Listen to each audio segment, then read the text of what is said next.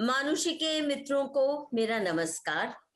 Friends, today we are doing part 3 of my interview with Rajiv Malhotra on his own life journey.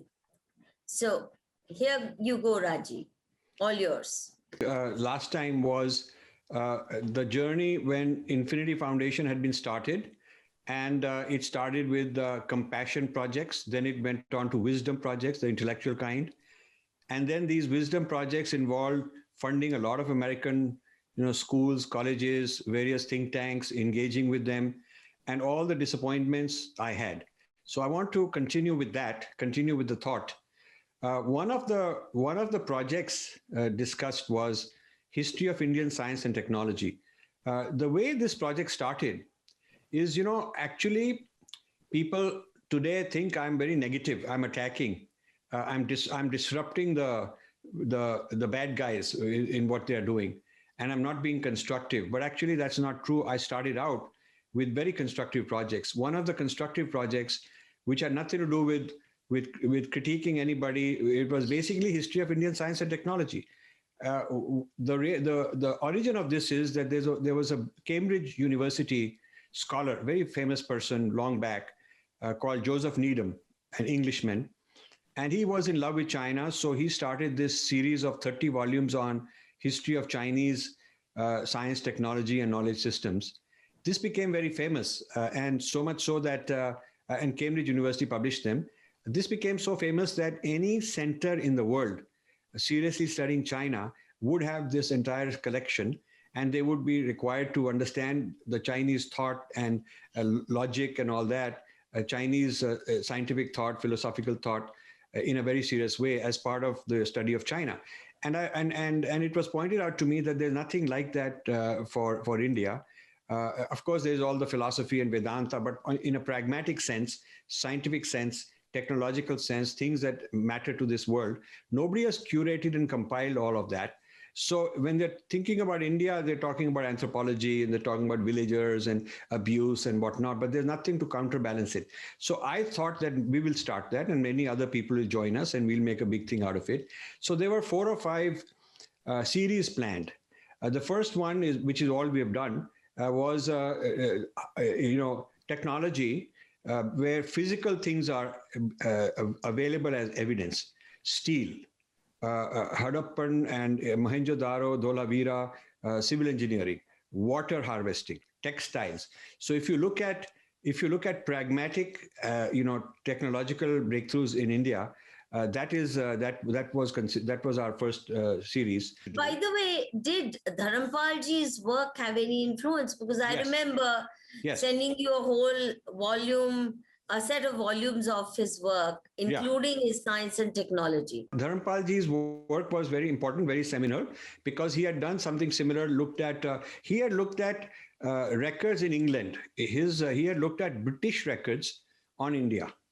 And what we were doing was Indian records. So like what is there available anthropology with archaeology in Rajasthan, or what is available with some water tanks, what is available with textiles. So evidence in India, physical evidence in India, not theoretical evidence that one could argue whether it's true or false, but actual physical things like Delhi Iron Pillar, you cannot argue about it because it's physically there and you can check it out. So we wanted to do 20 volumes of that. We've done 14, they are available. Then we wanted to do theories would be like physics, mathematics, things of an abstract nature, grammar, linguistics. Then we wanted to do another series on life sciences. So that would be all about medicine and botany and so on and so forth. So we wanted to build 20 volumes each for various kinds of series and end up with maybe 108 volumes. We never got around to it because, as I mentioned earlier, nobody supported us. So at the end of 14 volumes and about a dozen conferences we've had, we kind of folded that. The next series we started, which is also very positive. Just one small question. Did these volumes, the ones that you produced, have an impact of the kind that Needham's volumes on China had? Have they been received well? No. Because all your other books are bestsellers. Yeah, here these 14 volumes probably feature, 25, 30 or more scholars. There are different scholars involved in all of these. Some are multiple authors. So now you have to depend on them to do the promotion. This is one of the things I learned, that the person producing the knowledge is also to be kind of an evangelist. He has to want to go around, give talks. And a lot of our scholars are not interested in that. They just wrote something, it's now part of their resume, and they're not really interested in running around, spending 6 months to market it. That was one of the issues. Second issue is that in the case of Joseph Needham, Cambridge University played a very big role. The Chinese government played a big role. Chinese corporates played a big role. And in India, that is the problem. I could not get that kind of support. And even now, that kind of support is not available. Then something else happened. We got a call from IIT Kharagpur. They were celebrating their 50th anniversary. This is a couple decades ago. And they wanted, they were doing various conferences. One of them was on mind sciences, and they wanted us to be the sponsor. So when I looked at the content of this conference, who the speakers were, what the topics were, it was all Western mind sciences. It was all about Freud and all the different theories of mind from the West. Nothing from India. So I wrote back to these people saying, look, I'm willing to sponsor, but there has to be at least one panel on Indian knowledge systems of the mind. And, I still have a copy of this letter. I got a reply saying, we are not chauvinists, we are not politicians, we are scientists, and these kind of things.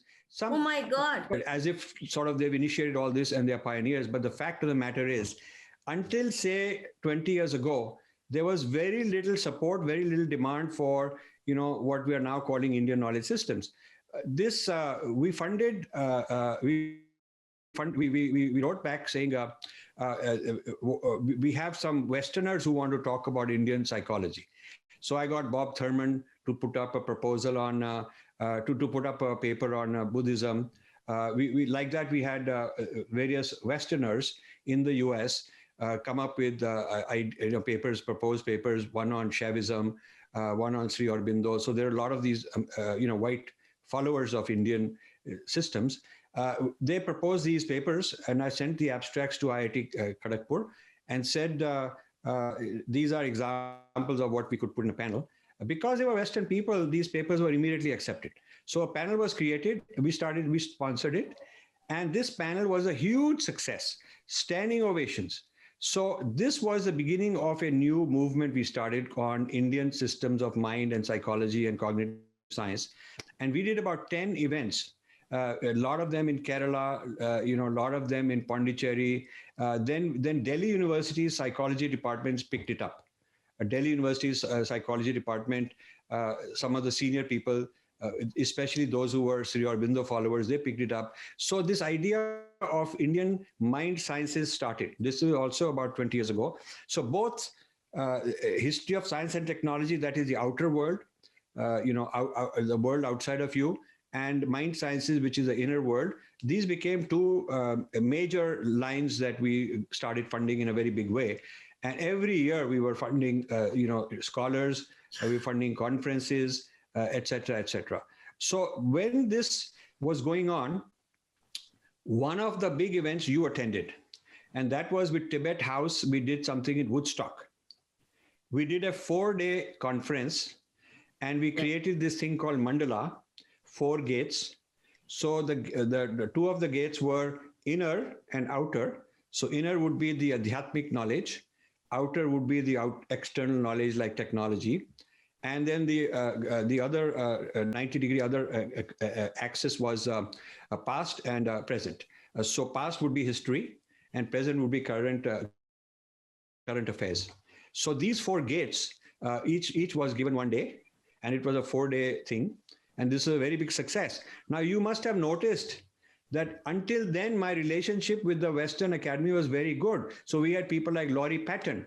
We had yes. That is Wendy's child, her top scholar of Wendy. So we had good participation from the American Academy and some British people also. And you saw for yourself that this is a very warm relationship, because I was writing a lot of checks, inviting them to such events. But what happened after this conference started this whole downward spiral of my relationship. What happened after this event, as a result of this event, many many American scholars of Indology and Hinduism felt left out. Jack Hawley felt left out. He was not invited. Wendy Dorniger felt left out. Her students were invited, a couple of them, but she was not invited. So like that, there was this angst that who is this guy? He doesn't even know anything. He's just spending money. And he's, a kind of one up on us. He's trying to decide who will get in, who will not get in. And so they started sending their Indian students to hit out at me. And this is how the whole problem started. This led to. So who was the first one who hit out? The first one was a young man. I've forgotten his name. It starts with an A, his last name. He was a Wendy Dorniger student. An event which is on some matter which had nothing to do with me. I was not even involved. He would, you know how they drag your name in. I mean, that's one of the things. They drag your name, they insinuate, they just sort of provoking you. So I started hitting back. And that is when I wrote a whole Wendy's Child Syndrome, Risa Leela. I wrote those articles on Sudekha, where I said, okay, your guru has sent you to do all these things. I'm going to hit right back. So I started taking the aggressor with these people. And that triggered a back and forth. And that was the first time that what you may consider deconstructing them or negative work about them, critiquing them, that's how it started. Until then, it was all positive things I was doing about history of science, about Indian psychology, all kind of positive contributions about our civilization, and not critiquing and attacking the colonial Indologists and all that. I was, but it was not prime target. But when they started this war, it became like my whole attention shifted to a kind of deconstructing the Western Academy. And you did a pretty good job of it. So, you know, what happened is... good and proper, and I'm glad you did so. You know, they invited it, but had you not done that, I think your own understanding wouldn't have become this razor sharp. Yeah, in fighting the toughest enemy there is out there, not their junior people, but the top people, you learn a lot. You learn from the best of the best on the other side. You learn how to play the game. And that is how, for the last many years, I've been, trying to improve my game. Now, the idea of Hindu phobia emerged out of that, because I started realizing that when you scratch beneath the surface and you're no longer the goody guy giving them money and they love you and all that, but now that you are critiquing them, a different side of them, a different aura comes out, and that is what led me to understand what is going on under this whole Hindu phobia umbrella. And then I started a very systematic study of Western South Asian studies and Indology, hiring students from Princeton to scan the dissertations, to collect soft copies and read them, understand what's going on. And this is where I came up with the theory that there are 5 waves of Indology. First wave of Indology was the colonialists in the British era. Then came post-colonial studies with Edward Said. People, Edward Said started approach to the study of India. And then subaltern studies, all these Ramachandra Guha and various icons at that time, who kind of took the post-colonial studies and turned it into subaltern studies, the view from the Dalits. But actually, they could just have continued calling themselves Marxists, because if it is the bottom layers, I mean, Marx is all about studying the working class and the so-called bottom subaltern studies is a application of Marxism. It is Marxism applied to a revisionist history from below, and it was the subaltern studies were started in Europe, not in India, but the Indian left became the major users of this because they could find so many case studies and examples, and they were encouraged and funded to do all that. So then after this, so the third one was this subaltern studies. Then the fourth one is postmodernism. So postmodernism, deconstructing all the narratives, finding power, hidden agenda, hidden motives in your unconscious, as the person who's writing a narrative, figuring out what's your hidden motive and meaning and all that. So this deconstruction of postmodernism was the fourth one. And the fifth one is this new one, which I've called Neo-Orientalism, which is this whole Sheldon Pollock and things of that sort. So these 5 started crystallizing in my mind. And that's when I started using the term breaking India, because these are different lenses to kind of intellectually break up the whole legitimacy of India, intellectual legitimacy of India, by creating conflict within India. So that is how the term breaking India came about. Now, I want to But say, in breaking India, apart from the academic shenanigans, you also went into the NGO activists and their linkages, yes. I've their covered money sources, their agenda of their funders. Yeah. It's a very rich analysis. Yes. And of course, I mean, digging all those facts and exposing their networks was a stupendous job. Here, I'll tell you, there was a dear friend of mine, an African-American professor in Princeton University, Nell Painter.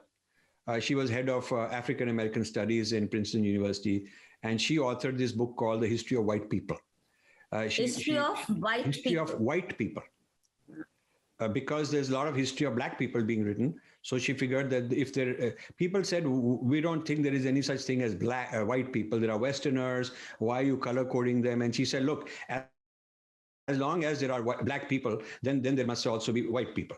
You cannot have that there is black people, black studies, but there is no white people. So she was very strong, and we became very good friends. So I helped launch. In fact, she sent me a draft of this book, and I changed her mind on Aryan theory, because the draft started by saying that the origin of the white people is with these Aryans. They were Aryans, and they went all over the world, and they conquered, and while they went to India and did all those things and became Brahmins and all that in Europe, that is how the origin of whiteness is. So I convinced her that this is controversial, this is not proven, don't do it, Nell, and she agreed with me and took it out. And I'm very glad she took it out. There's not a single reference to any such thing. So this history of white people became a textbook in Princeton University on whiteness studies. As it was called whiteness studies. It was a topic like that. And one of the students, an African-American woman, had married a white guy. And this couple, the husband is white and the wife is black. They became friends of mine. And he had started, they together had started something where they wanted to go around American campuses to educate white kids, white students, about their heritage, about what is their white history and their white heritage. And this was very unpopular because people didn't want to hear it. White students the liberal type wanted to understand all this history, but generally the intellectual climate did not support. And so Nell Painter, this professor, was the one who would stand up and defend this whole movement of whiteness studies in the American campuses, which was picking up in a big way. So one of the lunch meetings that I was having with this group of people in Princeton University Whiteness Studies, at that lunch is when I met this gentleman, an African American who had just come back from India. And he said that he's part of this Afro-Dalit studies and that Dalit studies. So he told me, these, I just came from India and they're telling us that these Dalits are Africans who came back long ago, and the Brahmins are the whites and the Dalits are the blacks. And, so they were superimposing all of this white words. Thought this is very scary, very dangerous, very irresponsible. And there were Indians into it. There were Indians who were actually providing all this material, and the church was into it. So I got to know this scholar, and I went to his office and I saw this map, which is on the cover of my book, this Dalithistan map on Breaking India cover. So that is how that project started, because he supplied me with information, and then I followed up. I hired his students only to go and do all this looking around, but I did not tell them what I'm after. I just wanted them to collect all the data. So we went and gathered a lot of data from all these NGOs, American NGOs that are funding India, and so forth. So that's the whole story of the Breaking India project, which also was an so some good things also came. It's what was the response of this gentleman who triggered your Breaking India? See, project? the thing is that did he read it? Did he feel See the thing, yeah. outraged? No, the thing is Did that the church hit out at you? no, of course they would, and that is what this fellow, the guy who hit out when recently Fox, that fellow, the fellow with the big beard, he's also from this same seminary, right here in Princeton. So those are all related people ever since they've been after my skin. The issue is this: whenever I find somebody on the opposing side, I don't want to just start out by fighting them because they might be also very useful to me. They might supply me with a lot of information, and this guy did. So we became friends. I had so many such friends. I had friends of this sort in Harvard. I had many such people.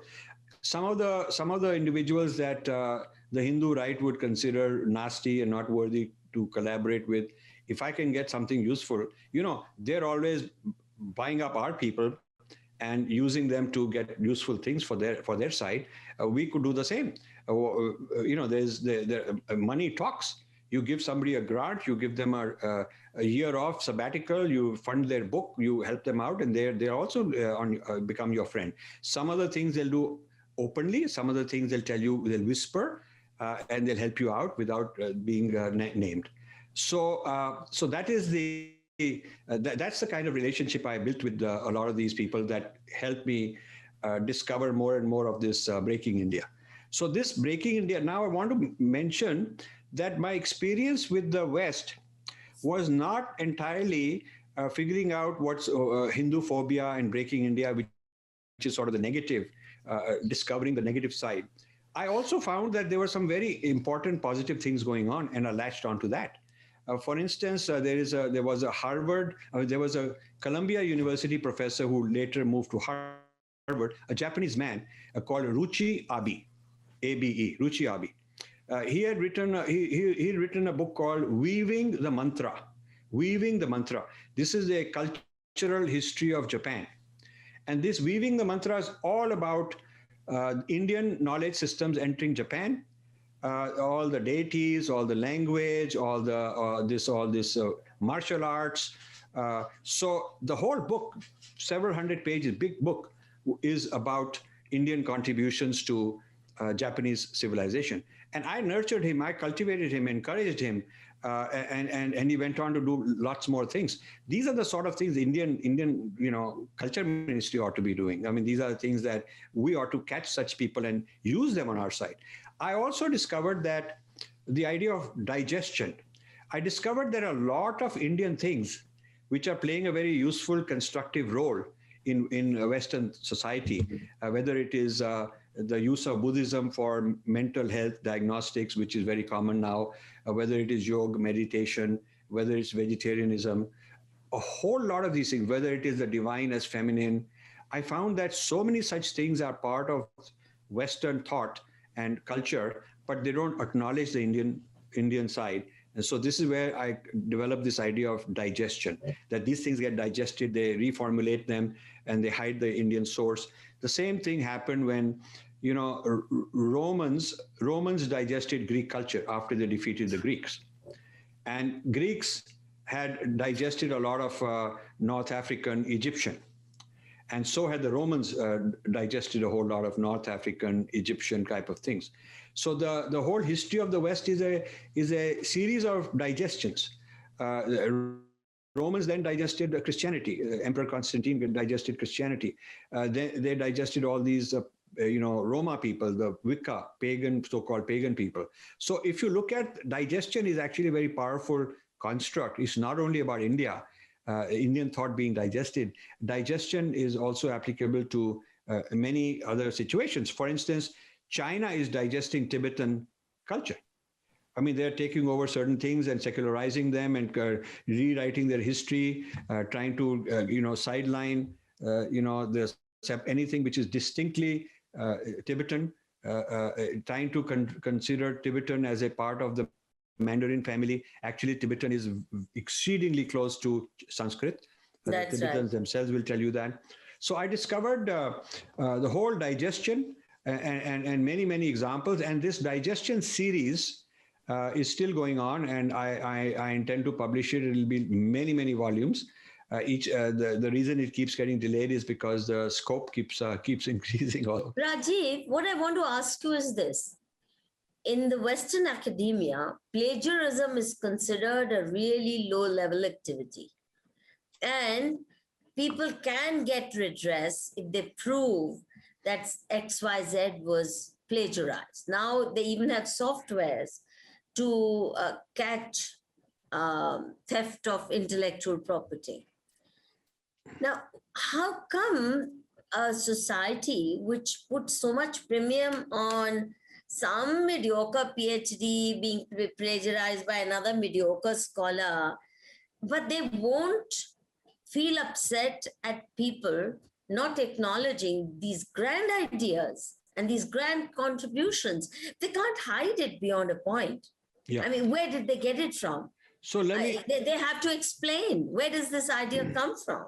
Let me explain the answer to that.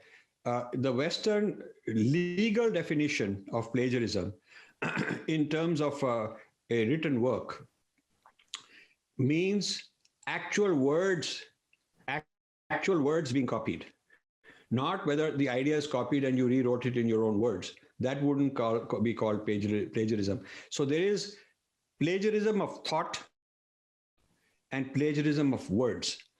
Plagiarism of words is what gets people in trouble, which is very stupid.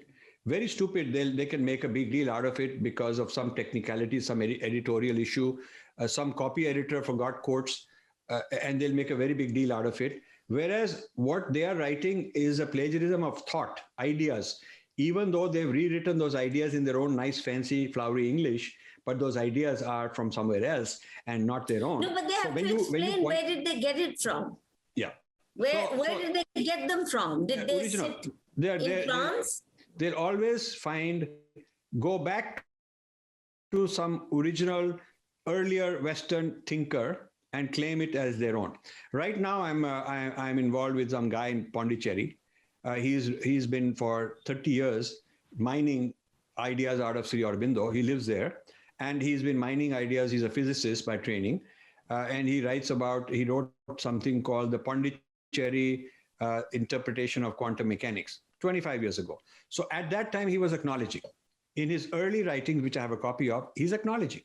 Now, when you see his theories of physics and trying to push the frontiers of physics forward, there is no mention of anything Indian.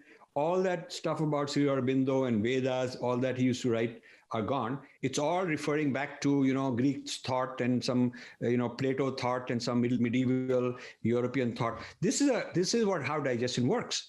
And I'm now developing a multi-volume series on the digestion of Indian thought into modern Christianity. It's a multi-volume work that I'm now finishing.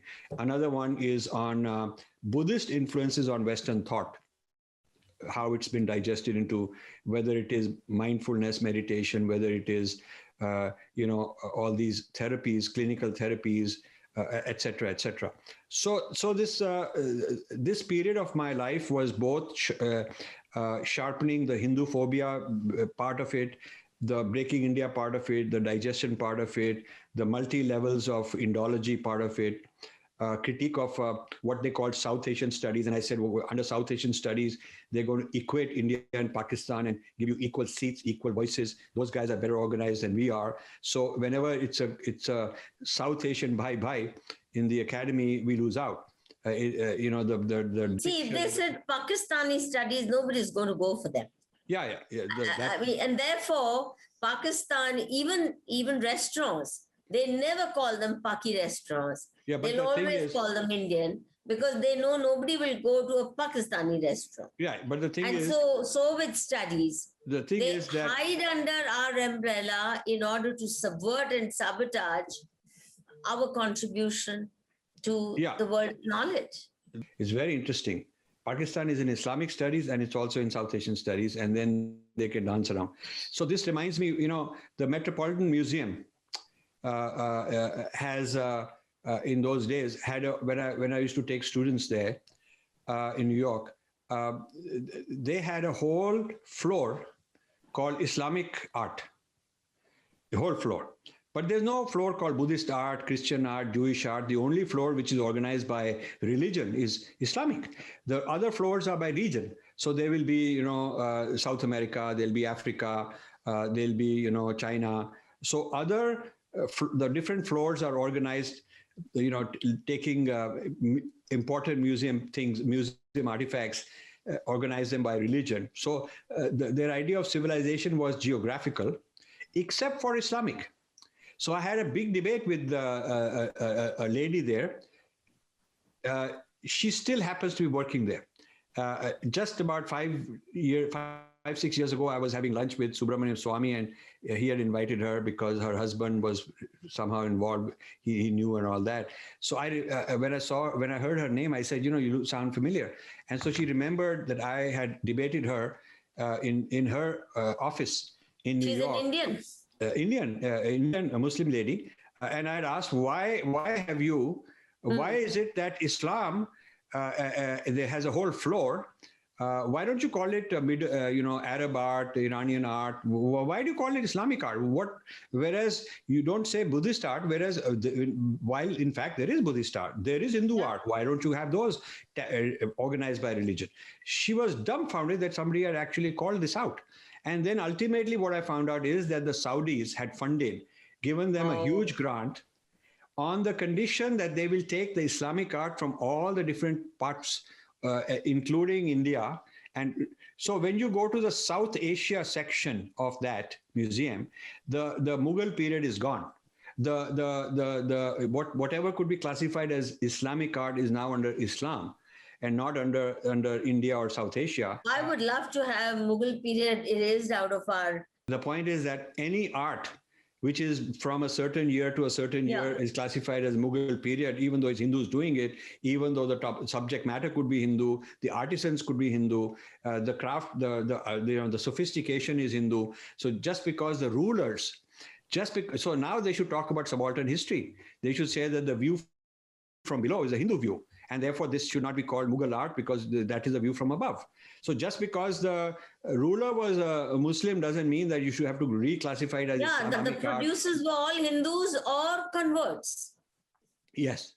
So possibly convert. You have to question whether, say, Qutub Minar should be really part of the museum's Islamic art section, which is totally nothing to do with India or South Asia, or whether it is really Hindu art, Hindu architecture, because it was made out of Hindu temples that were reconfigured.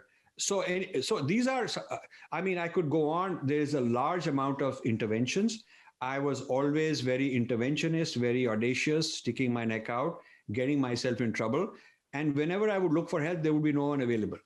The embassy people not available, the Sangh people not available, the Guru people not available, nobody available.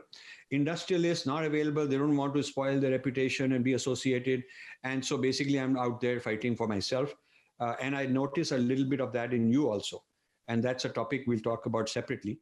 You mean we have a commonality there? Yeah. Is that what you mean? You also have stuck your neck out to fight for a cause. And when they hit you, because you're fighting for the general community interest and not fighting for your own personal interest, but when the opponents hit you, nobody comes to rescue you, or nobody comes to support you. They keep quietly saying, go do it. We like you. Quietly, they're encouraging you to go out and fight because they can't fight. They don't know how to fight, or they're too scared. And yet when you go out and do it, and obviously it's controversial and you get hit because they'll target you, then nobody comes to your rescue. So I call this the wounded warrior syndrome. Wounded warrior syndrome. So Madhu, every respected military in the world, every army worth its salt has a policy that you never leave a wounded warrior behind. If somebody is injured in battle, you can't just abandon and say he's now become a liability. Now we have to carry him, look after him, give him medical stuff and food and all that, and he's not able to do his fighting. So we just dump him and let him die. You never do that, because if you do that, the morale will be so low. Nobody will take the risk and stick their neck out and fight, because they'll be worrying that, look, if I'm next, if something happens to me, mere ko goli lag gayi, who's going to come? These people will abandon me. So, this is court-martial level of betrayal. If I certainly in the U.S. military, if you are a group and somebody got injured, you have to do whatever it takes to rescue him, bring him back. You will send airplanes, helicopters, whatever to bring the guy back, because you never leave him. And if you abandon him and ditch him, that you can be criminally prosecuted for that in the military. So I felt that if I am doing this kshatriyata, for a cause, I am being encouraged. People are saying, you know how to do it. You're better at it. They are too scared to do it. They have too much at stake. They don't want to. Then the least they can do is that when in the call of duty, when I'm hit and I'm attacked, which is often the case quite often, then at least there should be moral support. At least there should be moral support. At least the other side should know that I got friends. The trouble with both you and me is that we never appear as victims. Yes. Even when wounded, people will think, oh, we must have hit them harder than we got it. So there's always that. I remember when, for example, during some of our work for, say, street vendors, I was attacked by gundas and I had a fractured arm and I was all over, bruised over my body and, a lot of damage to my health. And the first day I walked in CSDS with all the plaster and all, the response I got, kisko maar ke aayi ho, kisko peet ke aayi ho? I mean, not one of them said, how come you hurt? How come your arm is plastered? What happened to you? No. Their response was, kisko peet ke aayi ho? So with you also, I think, just as I've never in that sense gotten what quote unquote sympathy, they like the fight, but not sympathy. Similarly with you, there's also a terrible sense of inadequacy you give to people. So I'll tell you, single-handedly, you've taken on such big adversaries. So you are in that sense a Superman. And Supermen can't really expect sympathy or bandaging, marampatti from tiny little men, the kind that inhabit India today.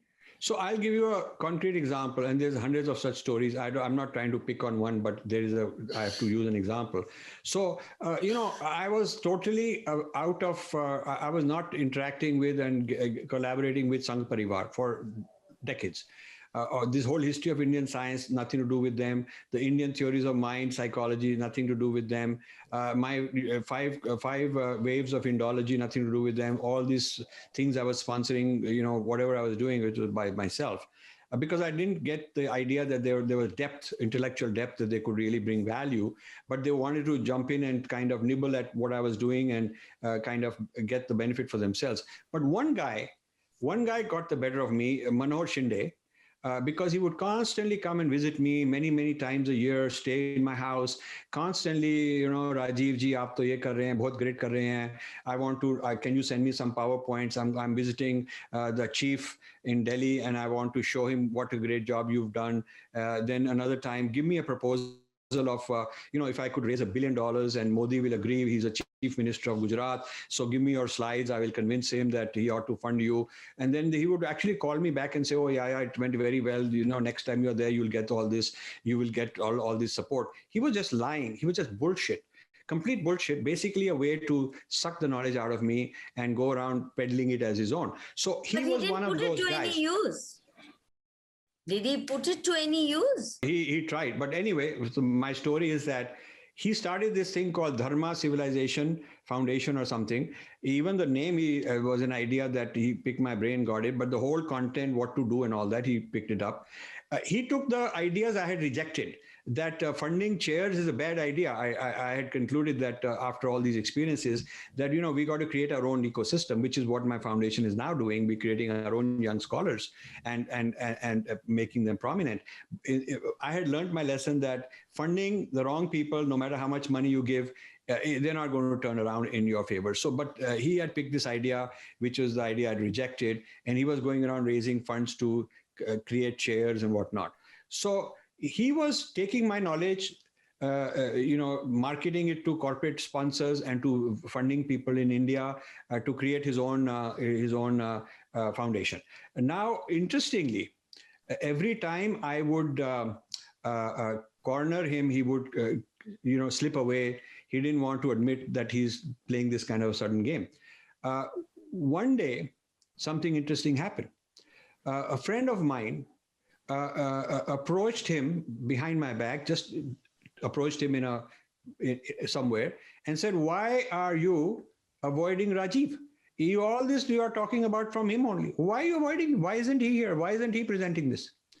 His answer was absolutely stunning. He said that Rajiv has become Rajiv is radioactive, meaning associating with him will be bad for us. We will not associate with him. He's radioactive. So when I saw him next time, and this was in front of some people, so I said, "Manoharji, if I'm radioactive, you are the nuclear reactor. I'm radioactive because I got too close to you. I wasn't radioactive. I was a very popular guy with all these guys. I got radioactive because they started thinking that I was close to you, because I started associating with you, bringing you in, so making you important, coaching you. So my association and closeness to you is why you feel that I've become a kind of undesirable fellow, and now you are going to be holier than thou and distance yourself from me." So what a ridiculous thing. I am radioactive because I'm helping guys like him. I'm radioactive because I'm associated with people like him. So एक तो I'm doing उनका काम कर रहा हूँ. वो काम करने से I'm because of the association that these guys are all, whatever their image is, because of that, I'm now being considered radioactive and dumped by him. Now, this is a very strange thing. So this business of using you, dumping you, then accusing you, That's typical RSS culture. They think that you owe it to them to serve them, for them to parasite on you, that they are obliging you by using you. So and I then will tell you, they'll spit you out. It's worse than what the Westerners do, which is digest you. Because at least after digesting you, they put it to some use in their own milieu. These people can't even do that. So I will tell you, because they could have used your ideas to transform the education system in India. They didn't. Right. They couldn't even change primary school textbooks. So I'll tell you, they're actually worse than what the West does. So my take on RS is a little more nuanced, a little different. I think that the top people I have gotten to know, I bypassed Manoj Shinde type people and went straight to the top. The top 3, 4, 5 people are really nice people. They are intelligent people. They are good-hearted people. They have integrity, and many of them have tried to help me also. I think the problem is in the middle rank, because the middle rank is trying to impress the top people by hook or crook. They don't have their own ideas. They haven't done their own tapasya. They haven't got research. They don't have that much IQ. So they'll beg, borrow, steal whatever they can from wherever they can and start peddling it as their own. So I feel that RSS has this issue that internally there is kind of not that depth of intellectual culture. The top people are good people. I mean, I have... No, but you see, top people can be good people or used to be good people when the organization actually cared for nurturing talent. Now, if the middle rung is full of opportunists and people who really don't have deep roots anywhere, then obviously they are the ones who are going to rise to the top. So the inability to bring talent from the outside is a very typical problem with big organizations that are stodgy, fossils, inbred, and this can happen to the corporate people, and then they go obsolete. It certainly happened to RSS. They have to not define their success based on how they used to do things in the past. They should not define based on we were like this. This is our original thought. This is what our founders said. They have to define themselves, their goals, milestones, and how they are measuring themselves compared to today's requirements, today's need that the Hindu Rashtra has, that the Indian Rashtra has. Who are the threats? Where are these threats coming from? And what is RSS is planned, and how are they measuring their milestones, 1 year, 3 year, 5 year? They have as good as abandoned with disdain the idea of Hindu Rashtra, leave alone the idea of Akhand Bharat. Firstly, they'll never talk of Akhand Bharat. That used to be in the 50s, early 50s, maybe somewhat also in 1960s, when they didn't count for much.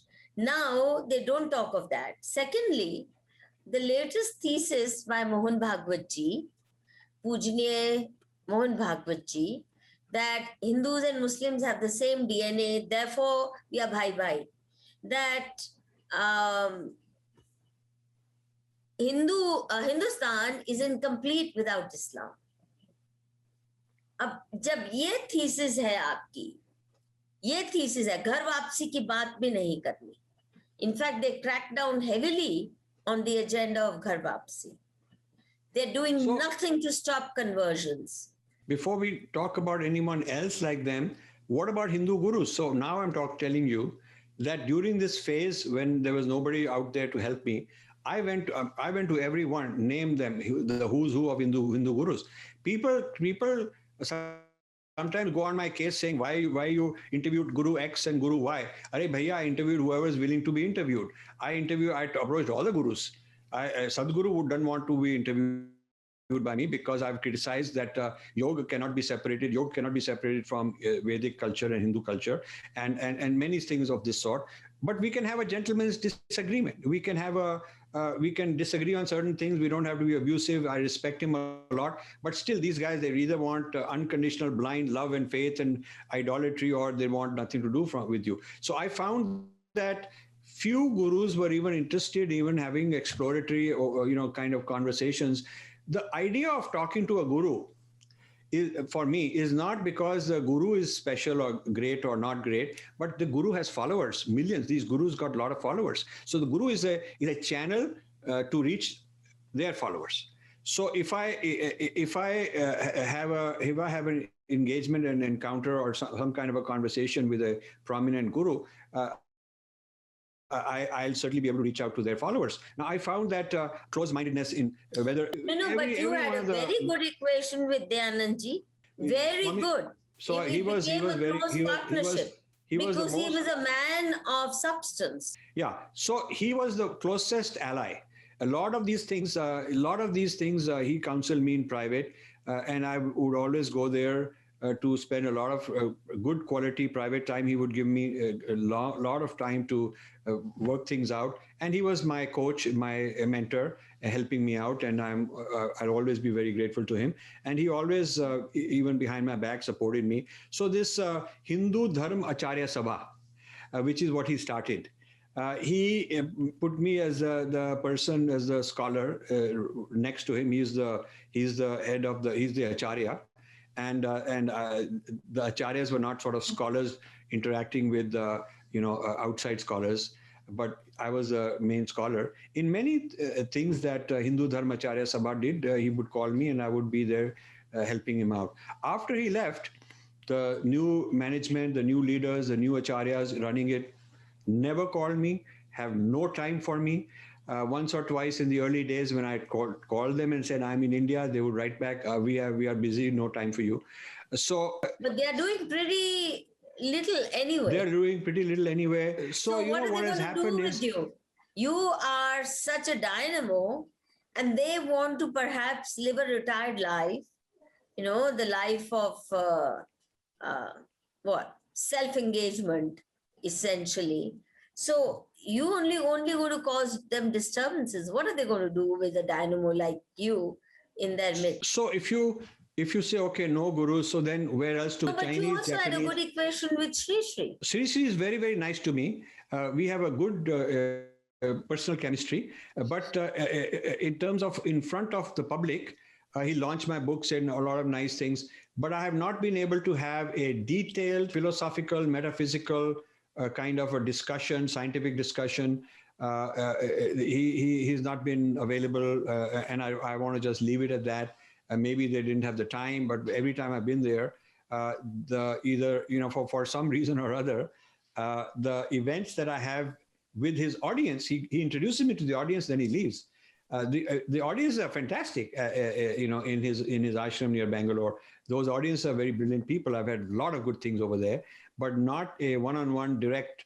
The one-on-ones I've had with him have been all very superficial, simple kind of discussions. So beyond gurus, corporate. One more. You, I think, had a fairly good equation even with, say, who was Shankaracharya ji, didn't you? Yes. I had a good, very good, the Kanchi Shankaracharya was very good. And I will say the Sringeri Shankaracharya listened to me and did not go with this, Murti library. They were going to create all these chairs in Colombia and various places and put Sheldon Pollock in charge of Adi Shankara's legacy. These guys are sleek behind. Now, they're all Hindus. The industrialists who had funded all this stuff and the different middlemen. Describe this from the start, because a lot of people won't know the background. So I got a call one day that, I'm always scanning and surveilling on, Indologists to see what they're up to. And, Sheldon Pollock is also in that list. I mean, he's one of many prominent people that I keep track of what they're doing in order to learn, in order to be able to give responses, in order to understand what they're doing and what's our view on it. So nothing wrong with that. That's how scholarship is. But one day I got a call that somebody, a friend of mine here was being asked to participate in raising funds for a chair in Columbia University for Adi Shankara. And for Adi Shankara. Adi Shankara. So he asked me to review the proposal. Because it is Shankaracharya, I figured, okay, I should do that. And this whole proposal was to create a series of chairs in the United States, starting with the first one in Colombia. And the person in charge of putting these chairs together and Sheldon Pollock. Was Sheldon Pollock. It was Sheldon Pollock who was the person in charge of doing all this. So this started a huge process. I wanted to alert the people who are funding and backing it about the content of the work that Pollock and his team are doing. Describe it briefly for the purpose of this video. The book, The Battle for Sanskrit, is on that. Basically, it's a big book. And basically, in a nutshell, it shows that Pollock's view of Sanskrit removes the sacredness, and then it takes the secular idea of Sanskrit, completely reinterprets any reference to the divine, to spirituality, and that secularized Sanskrit, then he further turns it into subaltern studies to show that basically it's an abusive language by its very structure, by its very history, all the content and itihas and Rig Veda onwards is abusive against Dalits. They're not allowed to read it, and there are all these injunctions against them. It's against minorities, it's against women. So basically politicizing, not only secularizing the Sanskrit away from being a sacred language. Telling lies about it. And just basically, and becoming very blatantly political in terms of which party he wants to knock out.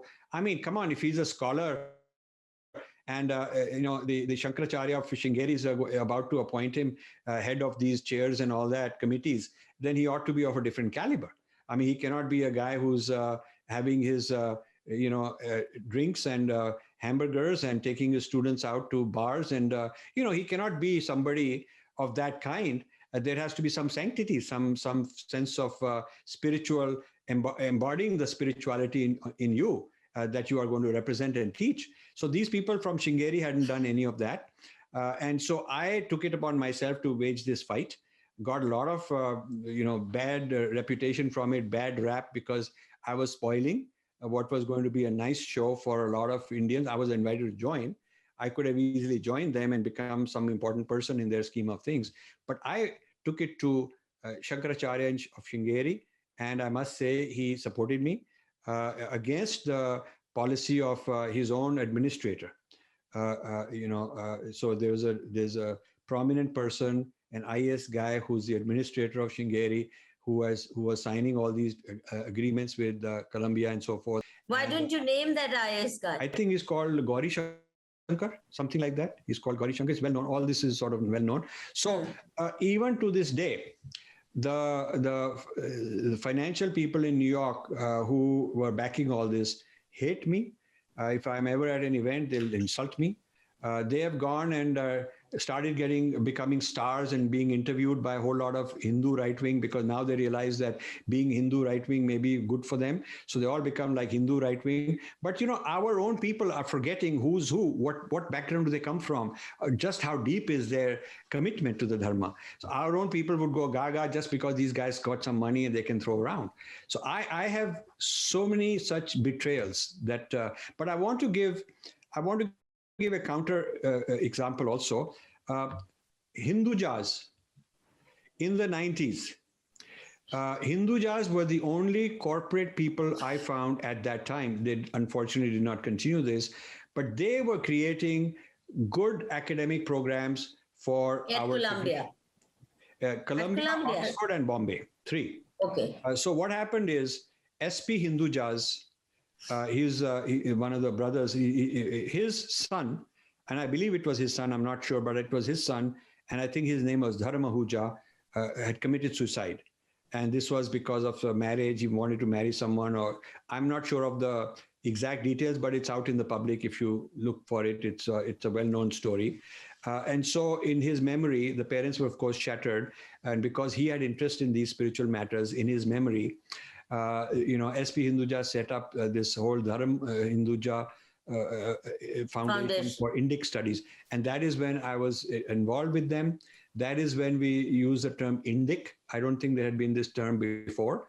We use this term Indic, which I later on stopped using because I like the term Dharma, because Indic itself is more a geographical term. Dharma is more of a conceptual, metaphysical term. So I moved on to that. But there was a time for about 10 years that I was really ambitiously, aggressively out there promoting Indic studies. I was doing that in Stony Brook and many other places. So I would say that in the 90s, the one person who was out there from the corporate side trying to do his best. So at the chair in Columbia, that is where Jack Hawley was there. A whole lot of these people were there as part of the Columbia chair. And of course, they did an audit to see what has come out of it. And they were putting millions of dollars every year. So then they started, I think the first one they shut down was Columbia. Then they shut down Oxford, or scaled it down very much so. And then they also did the same to Mumbai. Maybe these things are still around, but they're not very important now. But there was a time when I was hoping that our foundation and their foundation could move things forward, but they did not continue. I was invited as a keynote speaker to Columbia University for one of their big events. Yes. And it looked like it was going to really take off. Yes. And then suddenly one heard it all folded up. Nobody knows why. Yeah, it folded up because they did a very corporate style. You invest something as an angel investor, then you do a review to see if it's working, if it meets the objectives. And these reviews showed that they were not too satisfied with it. I was being consulted as somebody because I was in it full time. They were basically writing checks, but they did want to be vigilant. And so I had access to SP Hinduja. I went and stayed with them in Geneva. I got to know the family a little bit at that time. And so after that, I've had nothing to do with them, but they seemed like very decent people who could have and should have taken it further. But it just didn't go any further. So I want to tell you that all of this background is what leads to me becoming my own scholar. So I've had it with whether it's trying to get this guru to do something, whether it's some Sangh Parivar, whether it's some American, Indology guy, whether it is whoever. I cannot be just somebody running around trying to get support. So Swami Dayananda Saraswati says, you write, you know so much. You are giving talks. I was giving talks all the time in the ashram, in Swamiji's ashram, and I was writing all these emails and articles and all that. He says, why don't you write? Well, you should start publishing. That is when I decided to start publishing. Which year was that? Which year was that? So 2005, Invading the Sacred was not published in my name, but it was the whole thing was written and rewritten and all of that pretty much by me. And then I got in some other people to help me out. And then we published it with editors, other people as editors, because it was recommended that an objective in the market, the Academy would take it as objective if other people were writing the story rather than me myself. So that was there, then one book after another. So now I've got around 8 books or whatever. So my career as a author, scholar, started after trying all these other ways of changing the discipline and not finding it satisfactory, not up to my standard. If all I wanted was personal fame, I go there to a university, the president brings me for dinner, and it's part of some big story in the newspapers. If that's what I wanted, which is what today's donors want, then I would have not even gotten myself into trouble. No controversy, no big scholarship, not having to work 18 hours, 20 hours, with my health and my eyes and all my other things happening. I would have been a very, like a typical PR guy, marketing guy, enjoying the good life, been on many boards here, many boards there. I could have done that, but it would not have brought the change necessary in the discourse. To bring the change in the discourse, somebody had to stick their neck out, dig deep, dig up all the dirt, bring it out, be fearless. Somebody had to do that. And so I decided, that I've gone this far, I'm going to do it. And that is how I became my own scholar. Just as well. So all these disappointments actually turned out to be beneficial in the end. Otherwise, you might never have written these books. Yeah, I mean, that is true. So then I would say that as the center of funding and activities shifted to India, we started having conferences. You were involved in a couple of them with CSDS.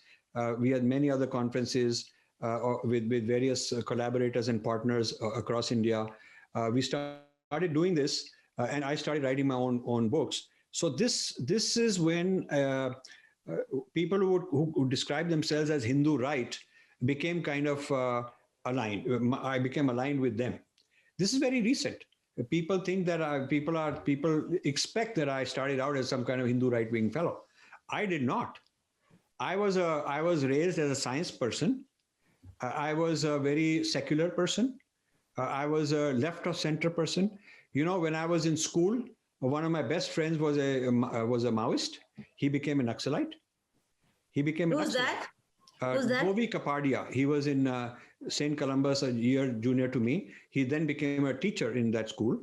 He lived 5 or 10 houses down the street. When he was in hiding, when he had run away from his parents, they were looking for him. They would come to me. He would sometimes come and hide in my house. He's the one who would come in the middle of the night, all this wearing weird clothes to sort of not be in disguises. And then he would bring me this red book, the Mao book, and we would sit and as teenagers, we had not yet entered college. We would debate about Naxalite and whatnot. I was actually always a very open person to debating with people I don't agree with. So we were friends, and this is when Kanu Sanyal and Charu Majumdar. These were the two Naxalite leaders. And for those who don't know, Naxalbari is a village in West Bengal where this revolution started to overthrow the state.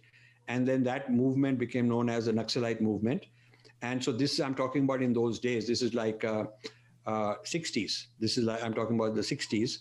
So I've had so many intellectual experiences at various stages, and each of them, shapes you. If you move on, then you know why you moved on. What was wrong with them? What was wrong with these Naxalite people? So I have been from the extreme left to science, from science to extreme left, to left of center, to a secular middle of the road, to let's play the game, whatever it takes to get ahead for our civilization. I've been in all of these, and eventually I ended up last decade or so kind of finding myself aligned with the Hindu right, because they took me up as a important voice that ought to be promoted, because they would constantly invite me. Who do you identify as Hindu right? So I identify as Hindu right, or the Sangh Parivar type people, the whole BJP type people, the people who are in the social media who call themselves Hindu right. I mean, all these guys who got these channels, so many people who got these channels, they are Hindu right. But tell me, Rajiv, do you find this left-right binary of any meaning for India? How, I mean, can, by any stretch of imagination, can Modi be called a right winger? He's No, more no, I left think wing than even Indira Gandhi. I think the whole category of right and left It's is too simplistic. nonsensical for the history of India, So because the thing is that even in the American context, they use the term in a very reductionist way. But when you say left right, there are many meanings possible. One is race. So you can say, okay, the people who are left of center are more multiracial, multicultural, and the people who are right of center may be racist, white supremacists. That's one dimension. Another dimension is economic. Economic dimension, those who are left of center are more kind of socialist policies. by that logic, India, including BJP, would be left, Yeah. because they're very inclusive. Yeah. They don't have any racial Right. exclusivity. Right. They are very socialist minded in terms of welfare programs. Right, In fact, right, right. today we are So- witnessing the grandest welfare programs ever possible. Right. So, And they have not really liberalized the Indian economy beyond a point.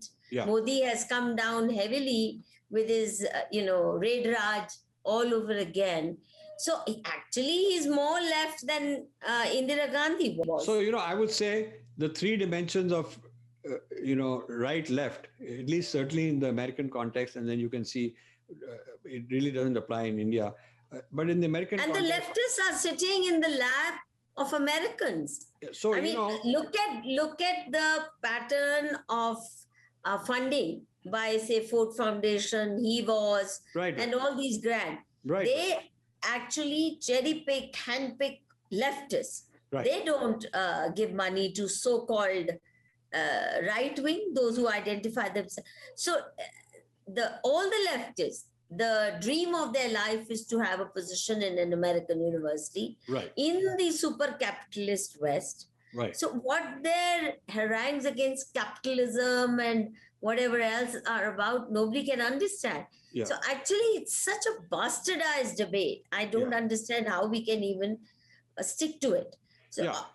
but yes, you have become an iconic figure for those who are sick and tired of leftist hypocrisy, or those who identify themselves as being leftist, but are actually playing to the tune of ISI songs. I mean, एक तरफ ISI का agenda, दूसरी तरफ American establishment का agenda, which is India bashing, Hindu bashing. That's the nature of the left in India.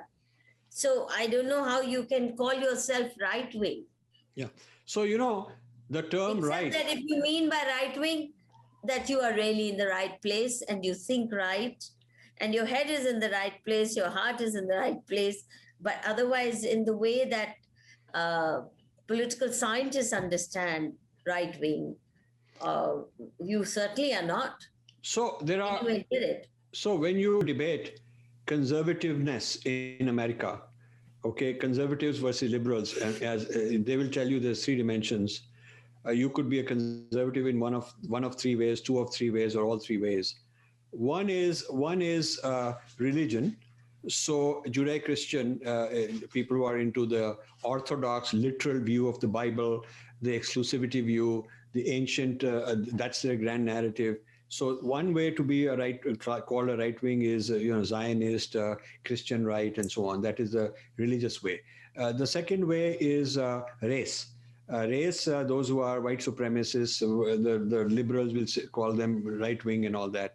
It's race and culture. The third way is economic, capitalism versus socialism. So when people say that they are right wing, is it economic? Is it racial?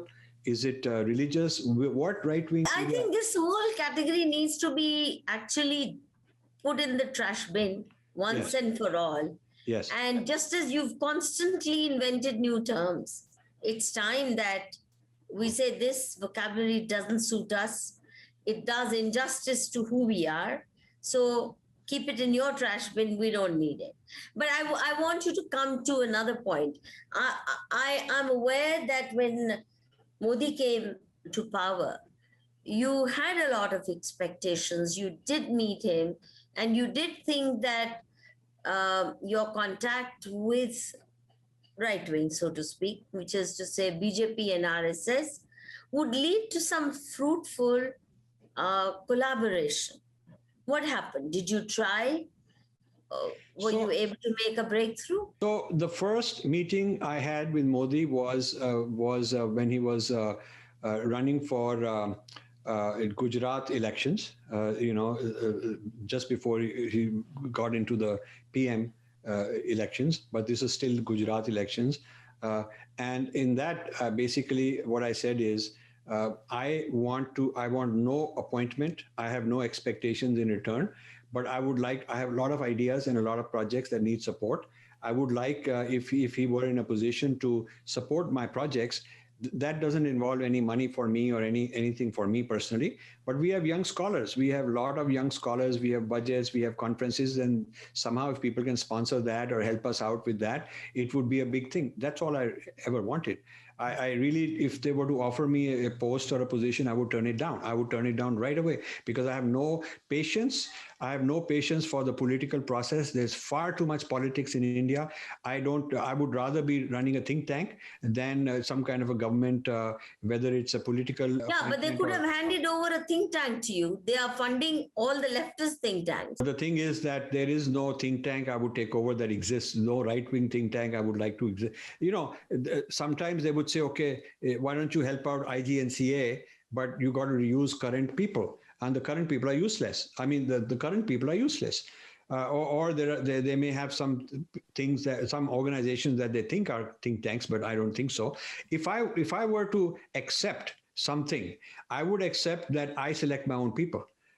I select my people. I'll tell you, these are the people. I select the work they will do. I will direct the work they will do. You can pay them. You can pay them directly. You don't have to pay them through me, but you can just pay them directly. You can call them in any way, hire them, give them jobs or appointments. Did you make such a proposal? Many times to Modi, to Minister of this and HRD, to Culture Ministry, Ministry of Science, whatever. I just went around. And I don't even want to do that part anymore because I'm just sick and tired, quite honestly.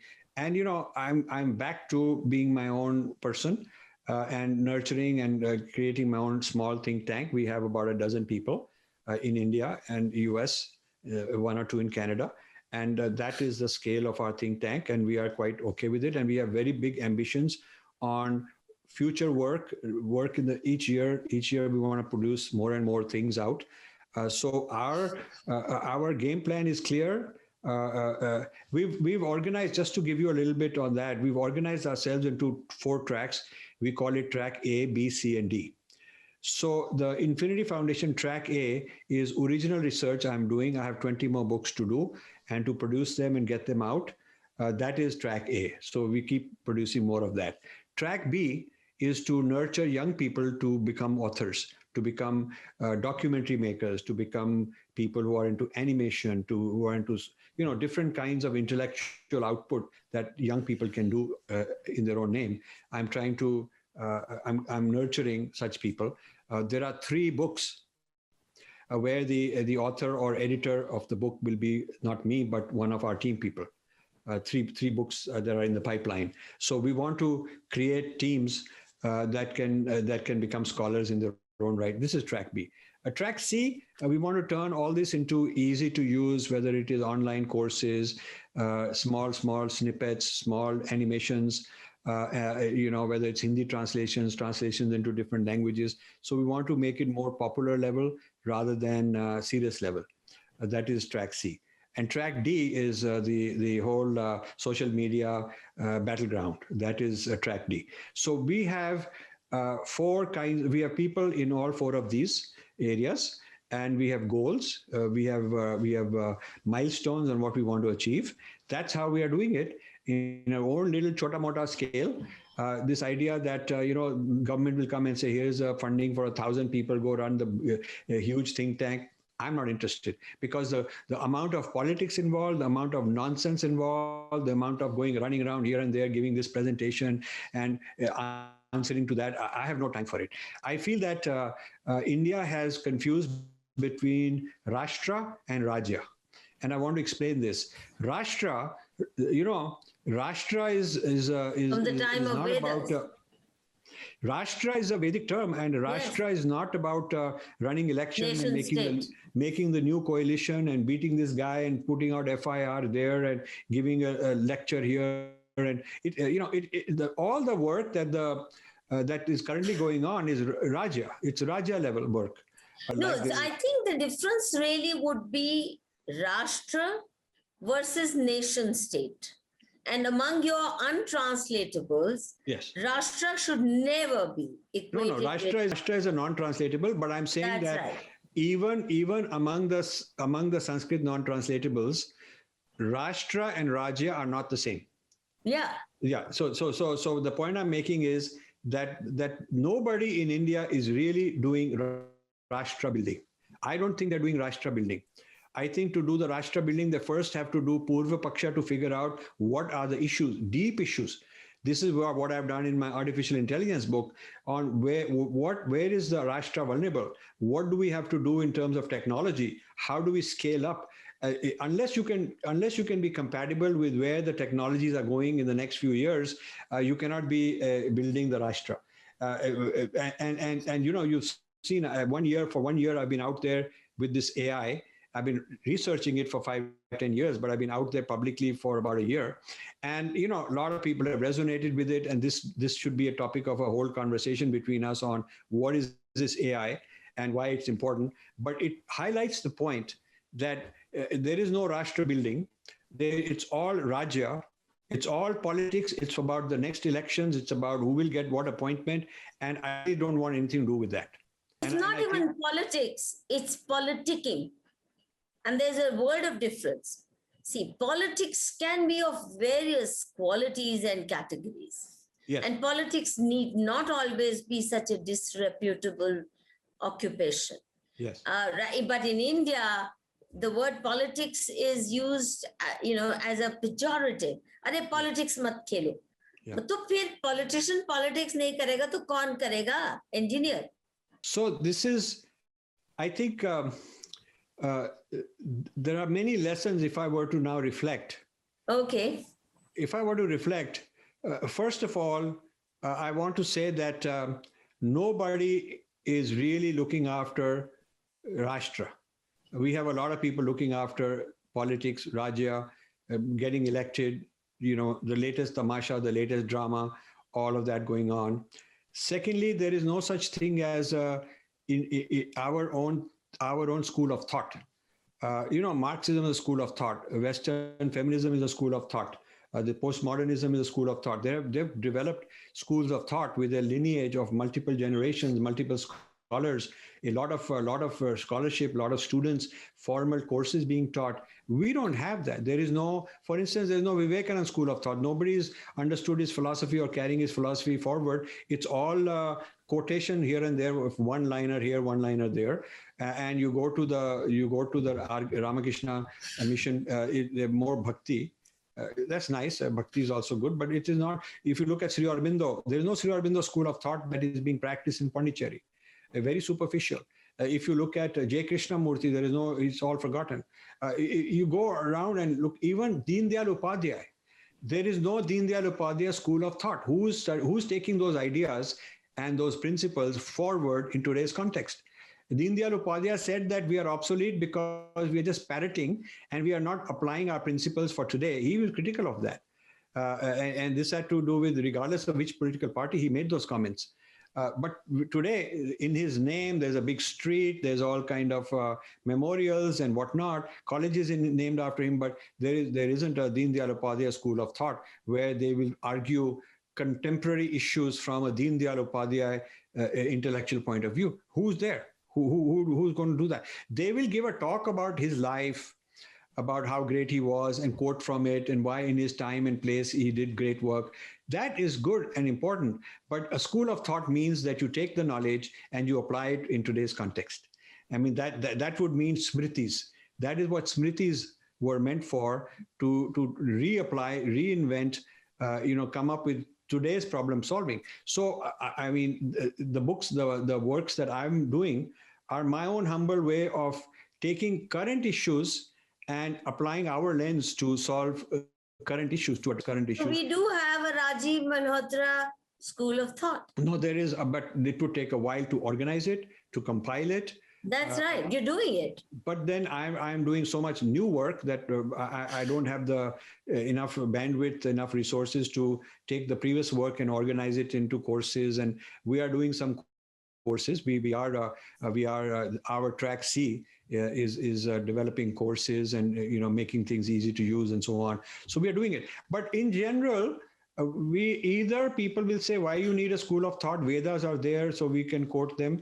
But they don't realize that the school of thought is very pragmatic. It has to do with social, political, cultural level of society. And you have to be able to counter. Not just react in a reactionary way, counter to Marxism, counter to feminism, counter to postmodernism. They couldn't even do it with Gandhi, who was very easy to organize. There is no Gandhi school of thought. They will do symbolism, and they will do. I'm saying that was the easiest thing to do because he became globally recognized. Yes. And there is a distinct philosophy. You agree, you don't agree is another matter. But he certainly represents a school of thought. Yes. They will talk about Gandhiism and Gandhian, but it's a mockery. It's a farce. They could have, for instance, this whole movement about climate change and environment, and this whole thing about keeping the food away from the GM, genetically modified approaches, keeping chemicals away from fertilizers, keeping this too much mechanization and reductionism away, decentralization. I mean, a lot of these things are very popular in the liberal left-wing space globally. I mean, if they really wanted to, there could have been a Gandhian school of thought with, well established, with a whole lot. But you need Indians who are trained, who are brilliant, who are smart, who can go and debate from a Gandhian point of view on all these matters. But we don't have that. If there were a speaker representing Gandhi in one of these topics, he would just go and tell you the historically quote from him. And but how to apply it to current policy making? You have to be able to and vibrant. If you take ideas that were propounded a while back and use them as the foundation for proposing policies today, you have to be able to do policy making using those ideas in a very authentic way and adapting them, modifying them, evolving them. Marxism has evolved over time. Feminism has evolved over time. So we have to be not just frozen and stuck, but be able to evolve. So we don't have one. That's one of the lessons I learned. We don't have the culture of building schools of thought. Another point I learned is that our people are opportunists. They are going to knock each other down to get ahead. That's it. There is just no way around it. There is no point in organizing. I guess we've been deprived. People have been so deprived for so long that their hunger now is part of the DNA. I mean, think of it, 1,000 years or more of the most dehumanizing slavery. It doesn't allow you to survive with self-esteem. Only a few exceptional human beings, a Vivekanand here, a Sri Aurobindo there, and a Rajiv Malhotra there, who stand up with their spine erect and can look at the world in the eye and say that. But if you were to take a look at who are the top 25 or 50 or whatever YouTube channels or Twitter people on the say Hindu right, you will find that their relationship with each other is very fragmented. It's very opportunistic. You invite me, I'll invite you. Between one episode or one event where we are together and the next one a month or later or 3 months later, there is no continuity from event to event. There is no output that we are producing together. We are not working on a great policy together that we will. They're all actually in competition with each other. That's right. And each wants the other to promote him or her. Absolutely. Without wanting to.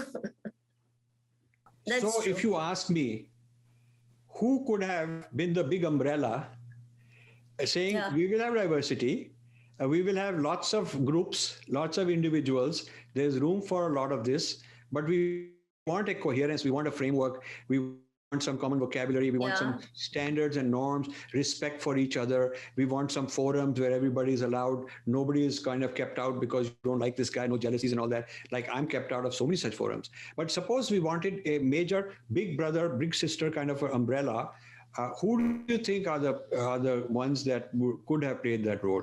I think one could have been RSS if they had reinvented themselves. They could have played that role because they had the credibility. People would have accepted them.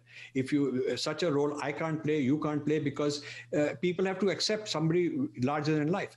Another possibility would have been gurus, rather than their own brand and their own multinational organization marketing itself. Gurus could have, any one of these major gurus could have said, I'm here for the whole, like Vivekananda tried to be, and like Swami Dayananda Saraswati tried to be. They were bigger than themselves, their own organization. They were really out there for the whole ecosystem, the whole Hindu ecosystem. It could either have been a guru, or it could have been an RSS. RSS, I something differ like with. that. Huh? I seriously differ with your assessment of the potential of RSS. Number one, even somebody like you who has gone and unconditionally offered your services to them, you've provided them so much ammunition. If they cannot even absorb you into their ecosystem and create a space for you so that you could have been triggering off the large scale changes that are needed in fixing our education system, I see no reason why they couldn't have dragged you from America and put you in the education come culture ministry and said, now, you don't have to fight elections, you don't have to be a minister, you don't have to be a bureaucrat, but you have to now run the show. So, and bring the best people. Why couldn't they have done that? Would they ever do that? No. They would not even take your ideas and digest them. No. Because they don't have it in them. They don't read the way you read. So very few of them even read a whole book in their whole life. So where are you going to get that? So you're right. You have to be intellectually tall enough not to feel threatened by a Rajiv Malhotra. That's the point. They don't realize that. Even Modi doesn't realize that you become tall, a tall figure only if you're surrounded by tall people. If you're surrounded by midgets, then you get diminished automatically because you're known by the company you keep. So I don't think RSS has it in them.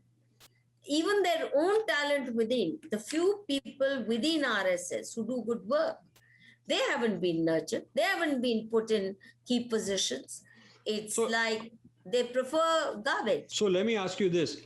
If the government can't do it, certainly government is not, the Babus are not equipped to do it. BJP can't do it. They're too busy fighting elections and winning the next one and getting more seats here and there, which is the job. The democracy requires them to do it. RSS is not, they should have done it, but they haven't done it. They're not unlikely to do it in the near future. I think time is running out. Gurus could have done it. They have the resources. There is no shortage of money with them, no shortage of clout and credibility. They got millions of people. If they were to initiate something of this sort on a big scale, people would accept it. Industrialists are all busy, in their own show. You could have done it, provided, number one. No, I really mean it. I'll tell you why. Because you have an eye for talent. You're not easily threatened by anybody because you're confident of your own acumen. Now, the reason I say you could have done it, if you were based in India, for example, and you had started a bit earlier than this, and you, instead of wasting those many years investing in this chair, if you had set up a serious research center in India and in some ways had a loose connection with the government in the way that all these CSDS and CWDS and all of them get a lot of money, but they are actually putting it to no use. If you had done that and created an institutional framework, it could have led to the formation of a whole university.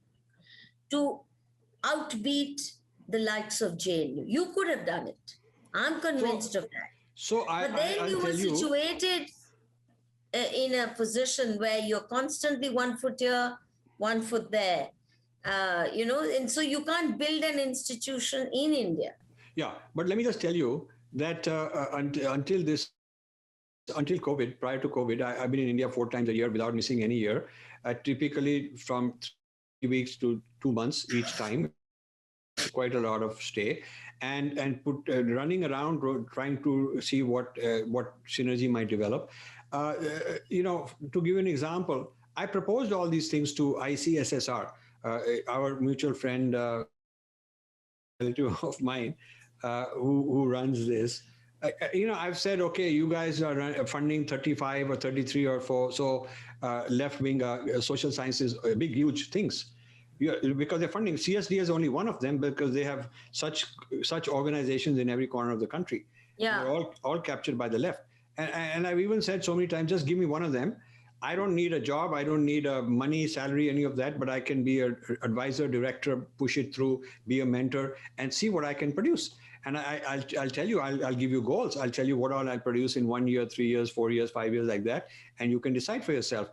And I don't even want fancy title or kind of thing. See, that's not the way you could have done it, which is you give me an institution. No, because then you would have inherited the entire faculty, the entire useless India bashing faculty. The way to do it would have been if you set up something in the way that Rajni Kothari did, with a small bunch of colleagues, and you started it off and within a year or two, because the organization exists, it's already created a track record, and then you step into the government system and say, now it's time for you to fund us. That's how it's done. It's not that they can hand over, because they'll give you dead wood with it. We've also gone so many proposals saying that, okay, fund this guy of ours, fund that guy of ours, give him some position, give him whatever. I'm telling you, I mean, you've done everything right in the sense of even your mistakes have been so impressive. But this one, I kept telling you, you just have to set up something. You have to have on paper a team that is working together. You have to have a physical presence, and even if a faculty of 5 people, just that. And then start lobbying for, and that would have come easily. I've even tried small scale, which are not going to be burdensome budget-wise. So let me give you 2 examples. ICCR, Indian Council of Cultural Relations, Sahasra Budheji, nice man, it reports to Ministry of External Affairs, met him a few times. Before that, it was Lokesh Chandra, knew him very well. We gave him Lifetime Achievement Award even. So between these two, I've known this organization very well. Both to the previous leaders and to the current leaders, many times proposed that let's start off by taking stock of where things are. China does this every year. They put out a report on China studies in the US, China studies in Europe, China studies here, there, and they do an evaluation of who's who, who's friend, who's foe, what is what, and they do it very openly and publicly. So I propose that we'll do a Washington, DC. We'll do a 1 to 3 day conference, Infinity Foundation and them. We don't even need that much money, but we need them to be morally supporting us. And I gave a whole program of what we do. Rajiv, aise nahi hoga, because there's so much inertia and lethargy. Yeah. You have to understand the nature of the beast. So it's not capable of doing it. What is needed, you are escaping again and again, shirking what I'm telling you. No, I'm just telling. I'm just giving you what I know what all you've done, because I've been witness to all these endeavors of yours. Yeah, but see, and each one of them has been stonewalled. Let me just tell you what they are, so then you can tell me what was wrong. So ICCR, huge amount of effort. Then with ICSSR, we put out several proposals saying that one of the things we like to do is evaluate social sciences in India. Evaluate what are the strengths, what are the weaknesses, where are these theories coming from, are they applicable, are they not applicable, who are the top thinkers in this, that area.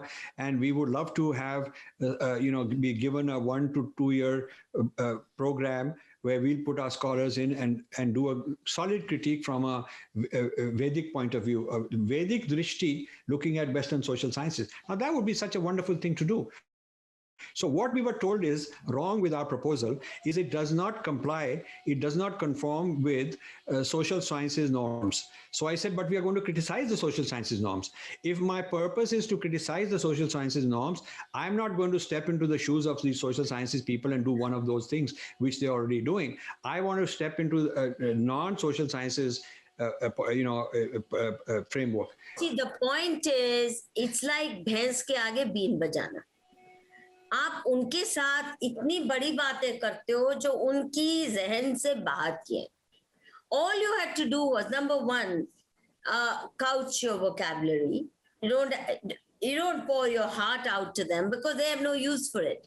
They get nervous seeing that kind of energy, intellectual imagination. They can't make sense of it.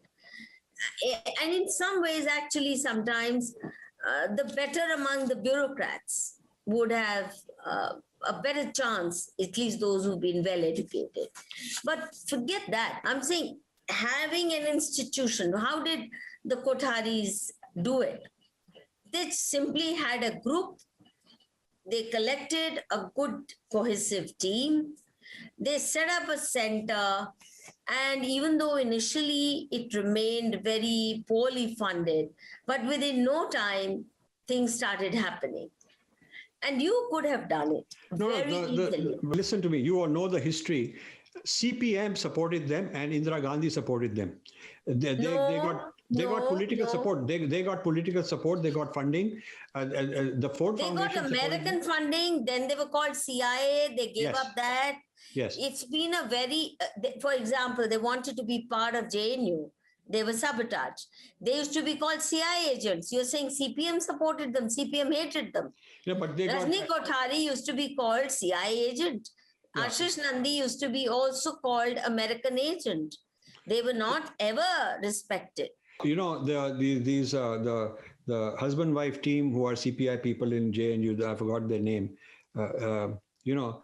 CPM leader, the lady. Economics. No, political leader, CPM. Anyway, the lady who's very prominent, who goes out and bashes. Brinda Karat. Yeah, Karat, her husband. He's one of those who did a lot of good work exposing Ford Foundation in India. He did a lot of, he wrote some of those papers. I was very influenced and very impressed by them.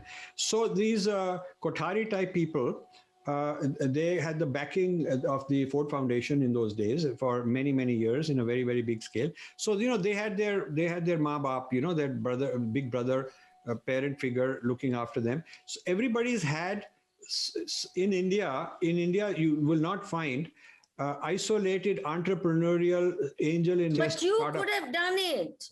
I'm saying you are not an isolated entrepreneurial this, that, or the other. You could have done it. I know it. So anyway. And I would gladly have swept the floors for you had you done it. No. No, I really mean it. What I mean is